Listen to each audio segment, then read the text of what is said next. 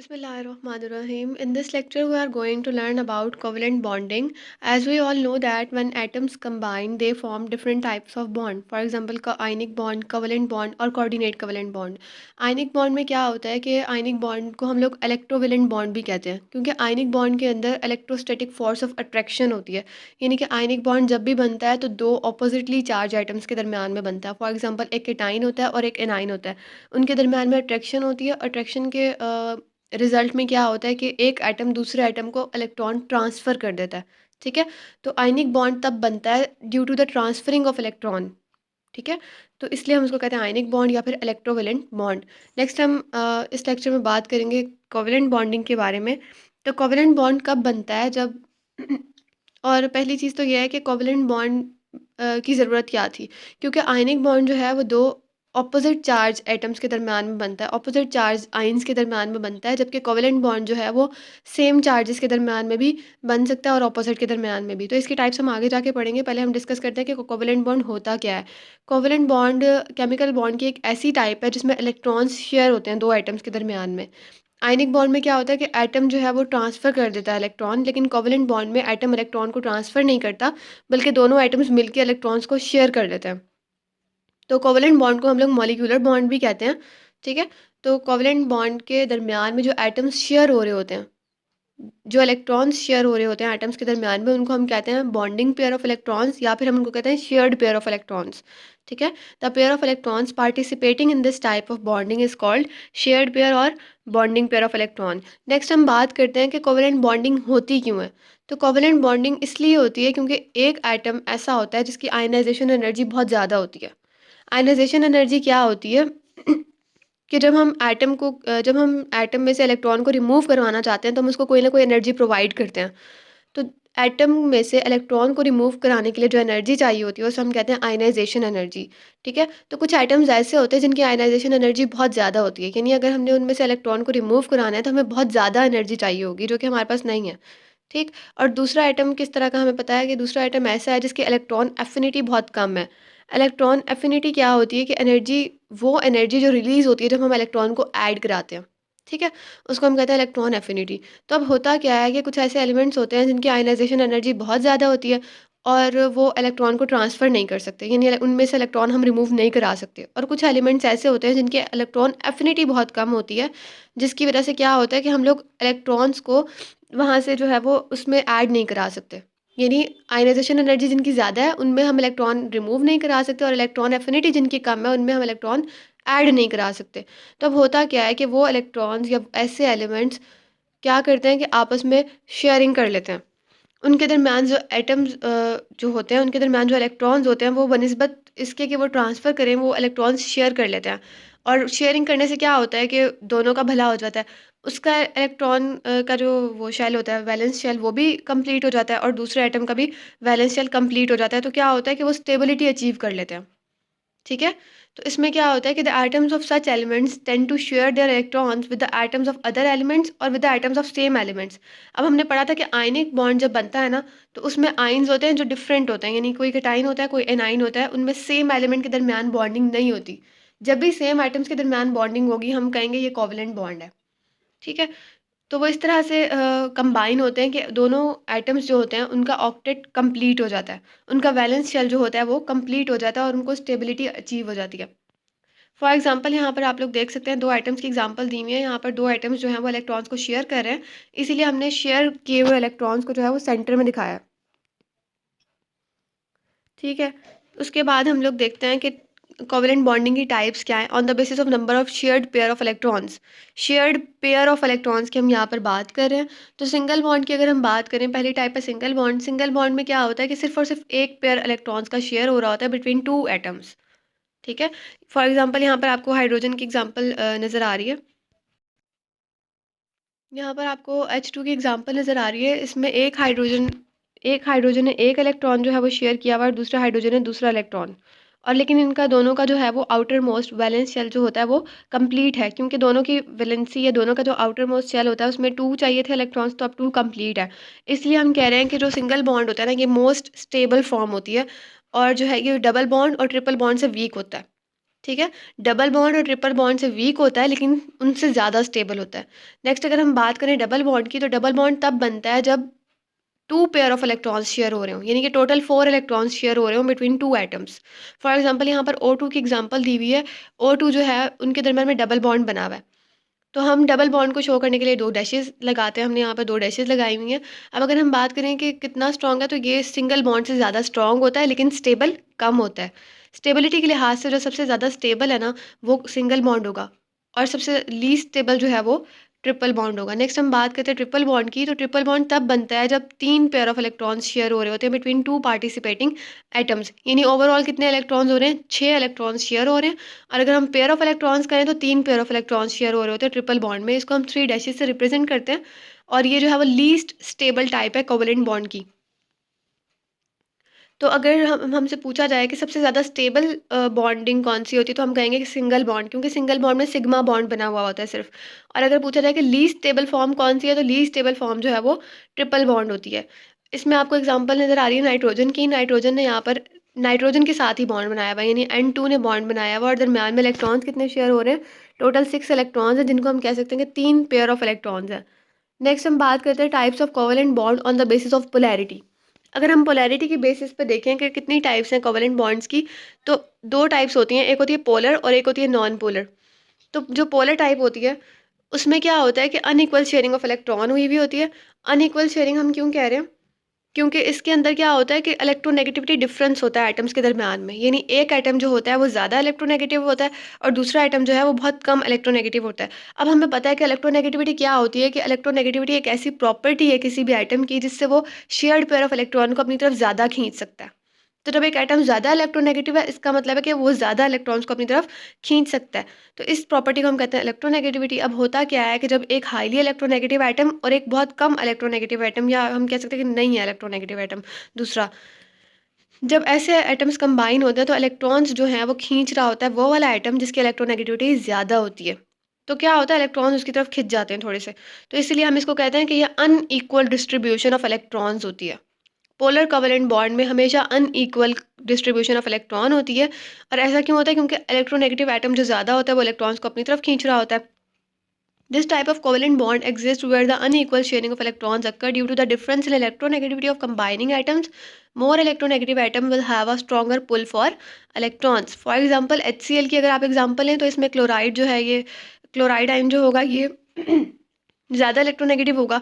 उसके अलावा अगर हम वाटर की बात करें तो इसमें ऑक्सीजन हाईली इलेक्ट्रोनेगेटिव है, और अगर हम अमोनिया की बात करें तो इसमें नाइट्रोजन हाईली इलेक्ट्रोनेगेटिव है। तो इनकी तरफ इलेक्ट्रॉन्स जो होंगे, शेयर्ड पेयर ऑफ इलेक्ट्रॉन्स जो होंगे, वो ज़्यादा अट्रैक्ट हो रहे होंगे।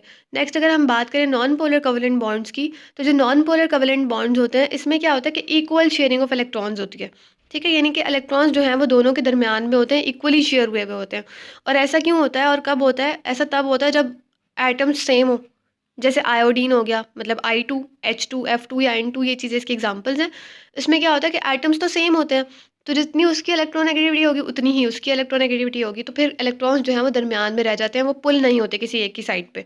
तो इलेक्ट्रोनेगेटिविटी डिफरेंस, यानी कि जो हाई इलेक्ट्रोनेगेटिविटी होती है उसमें से हम माइनस करते हैं जिसकी कम होती है, तो वो यहाँ पर जीरो है क्योंकि दोनों एटम सेम है। उसकी इलेक्ट्रोनेगेटिविटी 2.5 है, उसकी भी 2.5, तो 2.5 minus 2.5 is equals to zero. It occurs wherever the combining atom have similar electron affinity। अब क्या होगा, इनकी इलेक्ट्रोनेगेटिविटी भी सेम होगी और इनकी इलेक्ट्रॉन एफिनिटी भी सेम होगी, तो ऐसे एटम्स के दरमियान क्या बनेगा, non polar covalent bond. Next हमारे पास एक ग्राफ दिया हुआ है और इसमें हमें बताया हुआ है कि बॉन्ड टाइप क्या होगी और जो है वो इलेक्ट्रोनेगेटिविटी डिफरेंस कितना होगा, तो बॉन्ड टाइप कौन सी होगी। इलेक्ट्रोनेगेटिविटी डिफरेंस अगर तो 0.0 से लेकर 0.2 तक है, मतलब हम जब इलेक्ट्रोनेगेटिविटी डिफरेंस निकालते हैं, जैसे पीछे वाले में हम लोगों ने निकाला कि 2.5 में से हमने 2.5 माइनस किया क्योंकि वो नॉन पोलर था। तो यहाँ पर हम क्या बात करें कि अगर इलेक्ट्रोनेगेटिविटी डिफरेंस जो है वो 0 से लेकर 0.2 तक होगा, तो बॉन्ड टाइप जो है ये नॉन पोलर कोवेलेंट होगी।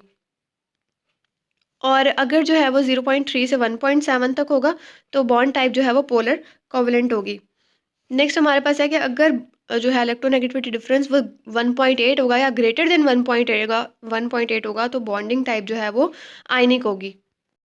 अब यहाँ पर एक इम्पॉर्टेंट चीज़ मैं आपको बताती चलूँ कि इलेक्ट्रोनेगेटिविटी डिफरेंस की जो वैल्यू है ना, वो डिफरेंट जगह पर और डिफरेंट बुक्स में डिफरेंट दी हुई है।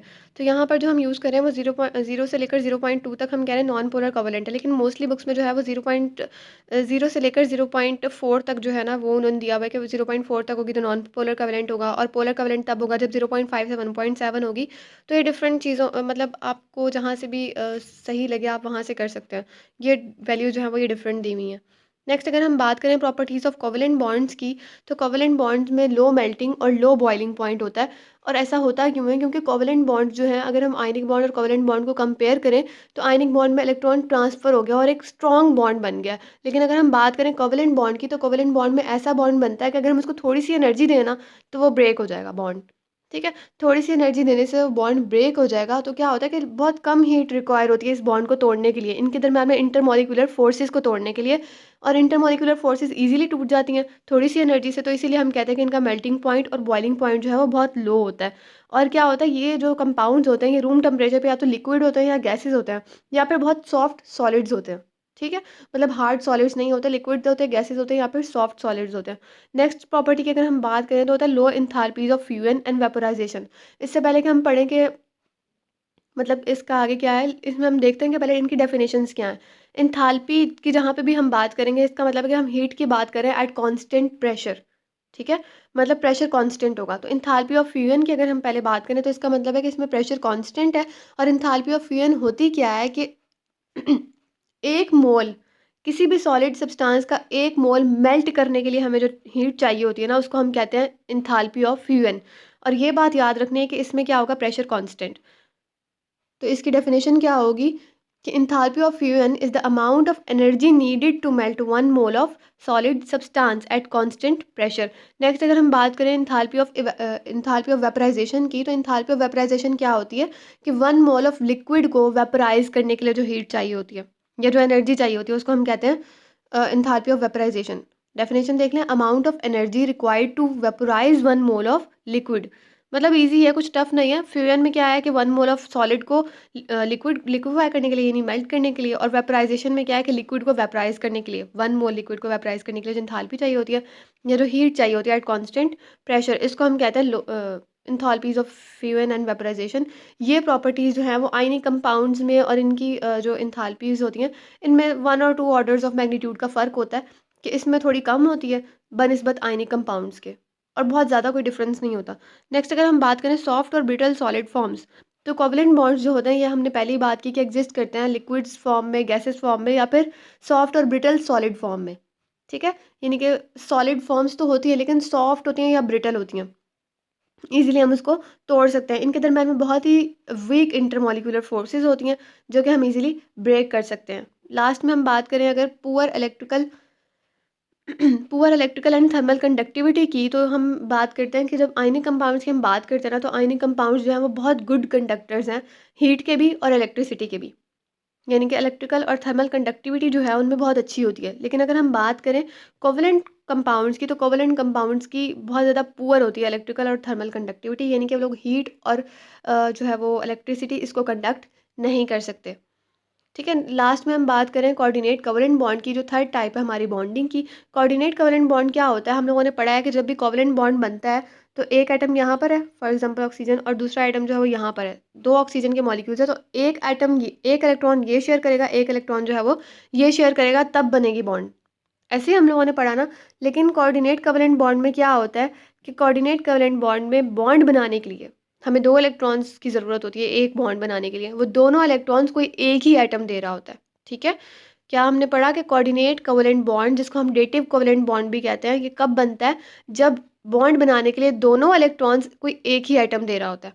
इसको रिप्रेजेंट करने के लिए हम एरो का साइन यूज़ करते हैं, और एरो का जो हेड है वो पॉइंट कर रहा होता है उस तरफ जो इलेक्ट्रॉन्स को एक्सेप्ट कर रहा होता है, और एरो की जो टेल होती है वो उसकी साइड पे होती है जो डोनर एटम होता है, यानी कि जो इलेक्ट्रॉन्स को डोनेट कर रहा होता है।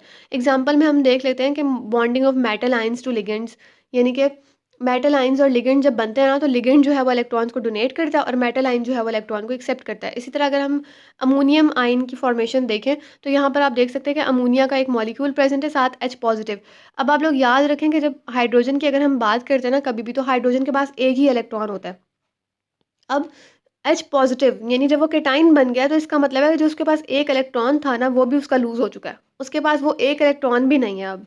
तो क्या होता है जब हाइड्रोजन एच एच पॉज़िटिव से किसी भी एटम को या किसी भी एनाइन को बॉन्ड बनाना होता है, तो इलेक्ट्रॉन्स उसी को देने पड़ते हैं दोनों। चाहे वो HCl की हम बात कर लें उसमें या फिर NH3 की हम बात कर लें। NH3 जो है अमोनिया के पास लोन पेयर ऑफ इलेक्ट्रॉन्स होता है, तो वो क्या करता है अपने दोनों इलेक्ट्रॉन्स हाइड्रोजन को दे देता है और फिर बॉन्ड बनाता है यानी शेयर करता है उसके साथ। तो जब भी दोनों इलेक्ट्रॉन्स बॉन्ड बनाने के लिए कोई एक एटम देगा तो हम क्या कहेंगे ये क्या बन रहा है कोऑर्डिनेट कोवलेंट बॉन्ड। इसमें आप देख सकते हैं अमोनिया ने अपने दोनों इलेक्ट्रॉन्स जो हैं वो H पॉजिटिव को दिए अ, जिसके रिजल्ट में क्या बना NH4 पॉजिटिव। और पॉजिटिव का साइन हम NH4 पर क्यों लगाते हैं, क्योंकि दोनों बॉन्ड बनाने के लिए दोनों इलेक्ट्रॉन्स जो हैं वो नाइट्रोजन ने दिए हैं और नाइट्रोजन के पास डेफिशिएंसी हो गई है, इसलिए हम पॉजिटिव साइन यहाँ पर शो कराते हैं। तो ये था हमारे पास कोवलेंट बॉन्ड और कोऑर्डिनेट कोवलेंट बॉन्ड के बारे में जितना भी हम पढ़ सकते थे। होप सो आपको ये समझ आई होगी। Thank you.